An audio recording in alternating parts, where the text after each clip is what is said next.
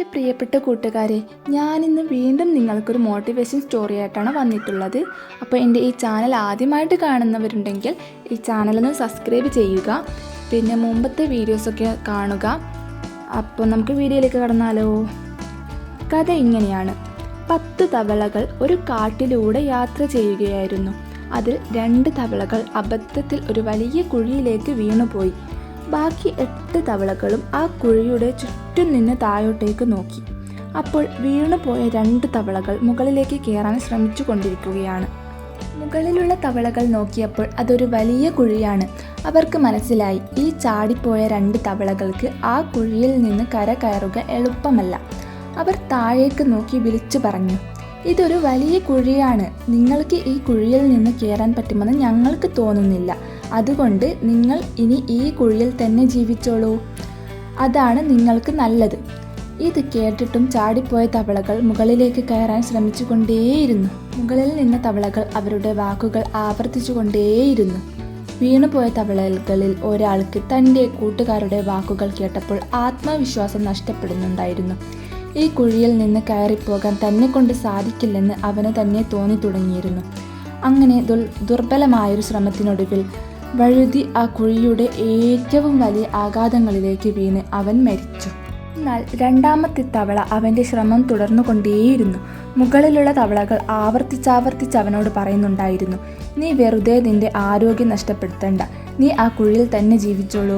നീ എത്ര ശ്രമിച്ചാലും നിനക്ക് ആ കുഴിയിൽ നിന്ന് മുകളിലേക്ക് വരാൻ കഴിയില്ല.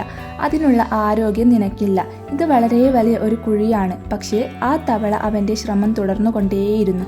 അവസാനം അവനൊരു താളം കണ്ടെത്തി. വള്ളിയിലും ഇലകളിലും ചാടിച്ചാടി അവൻ പതുക്കെ മുകളിലേക്ക് കയറാൻ തുടങ്ങി.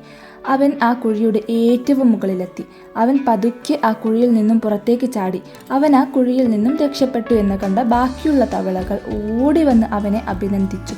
അതുവരെ അവനെ നിരുത്സാഹപ്പെടുത്തിയിരുന്ന അവർ അവന് വേണ്ടി ആർത്ത് വിളിച്ചു. അതിൽ ഒരു തവള അവനോട് ചോദിച്ചു, ഞങ്ങൾ ഇത്രയൊക്കെ പറഞ്ഞില്ലേ നിനക്ക് പറ്റില്ല എന്ന്? വീണ്ടും വീണ്ടും നീ എന്തിനാണ് ശ്രമിച്ചു കൊണ്ടിരുന്നത്? അപ്പോൾ ആ തവള ഇങ്ങനെ മറുപടി പറഞ്ഞു, നിങ്ങൾ ഓരോ പ്രാവശ്യവും എനിക്കത് പറ്റില്ല എന്ന് പറയുന്നത് കേട്ടപ്പോൾ ഞാൻ എന്നോട് തന്നെ പറഞ്ഞു, നിനക്കത് പറ്റും.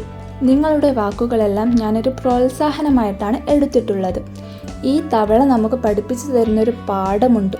നിങ്ങളൊരു സംരംഭം തുടങ്ങുമ്പോൾ, അല്ലെങ്കിൽ നിങ്ങൾ നിങ്ങളുടെ ലക്ഷ്യത്തിലേക്ക് യാത്ര ചെയ്യുമ്പോൾ, നിങ്ങൾ വീണുപോയ കുഴികളിൽ നിന്ന് രക്ഷപ്പെടാൻ ശ്രമിക്കുമ്പോൾ നിങ്ങളെ നിരുത്സാഹപ്പെടുത്തുന്ന അനേകം ശബ്ദങ്ങൾ കേൾക്കാൻ കഴിയും.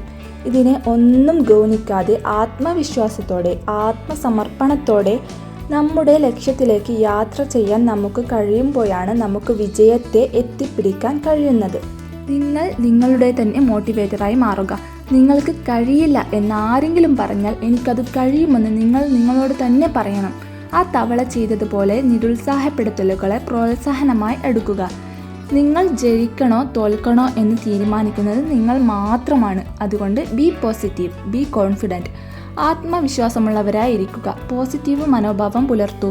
വിജയം സുനിശ്ചിതമാണ്. അത് നിങ്ങളുടെ വളരെ അടുത്തുമാണ്. നല്ലൊരു ദിവസം ആശംസിക്കുന്നു. Have A nice day.